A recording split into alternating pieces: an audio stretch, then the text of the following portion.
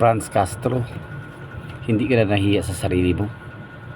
Kasi namang mga umaalib at nakipagsimpatya sa mga taong yan, mga walang kwintang tao. Grabe, harap-harapan na. Hindi ko makalat pa na video na sila, pinagbibintingan sila na sila talaga nagpapatay at pumatay. Bakit hindi iniimbestigahan yan?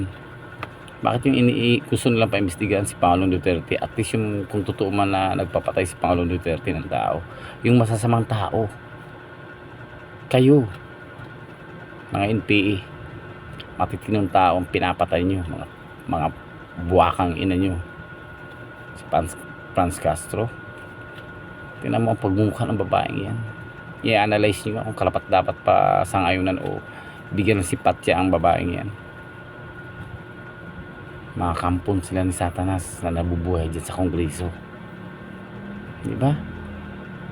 Mga hayop. Akala nyo mangingibabaw at dadaig kayo.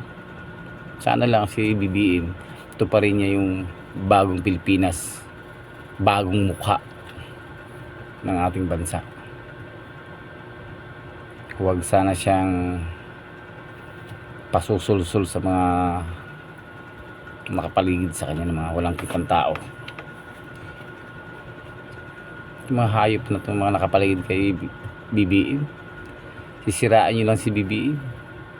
Ito na yung pagkakataon para malinis ng mga Marcos yung pangalan nila.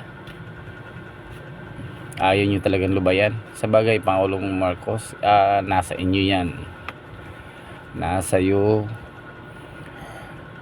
ang desisyon kung papayag ka ba na masira ang pangalan nyo na napakalinis na sana. Franz Castro, naku, nagigila sa pagmukha ng babaeng to. At pag inano nila yun, impeach si Ma'am Sara or si Pangulong Duterte, ang dami mo susuporta at baka sa tandaan nyo, people's power yung mangyayari. Kapal ng mukha nyo, ang laki ng naging nagawa ni Duterte. Ngayon bumabalik na naman yung mga walang hiya, mga alik dito, alik doon, kung saan saan naglilipanan na naman. Tapos ang daming pinapatay ng mga walang kalaban-laban, mga bata, babae, mga matitinong tao. Hindi nyo iniimbestigahan? Kampon talaga kayo ng demonyo. Yung mga masasamang tao pag pinatay, kakampihan nyo. Kayo mga NPA, pumapatay kayo ng mga walang kalaban-laban na tao.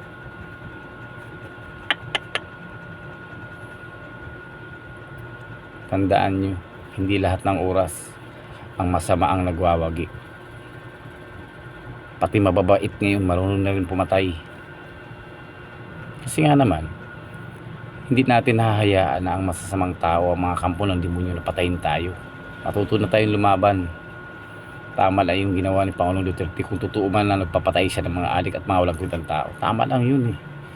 Papayag ba tayo maubos tayo na tayo wala tayong ginawa kundi maghanap buhay lang ng tama para sa pamilya natin, para sa mahal natin sa buhay.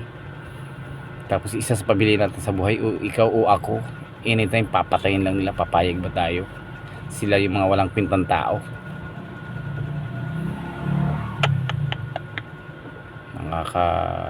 Ano na talaga ang Pilipinas. Hindi kayo magwawagi, tandaan nyo yan.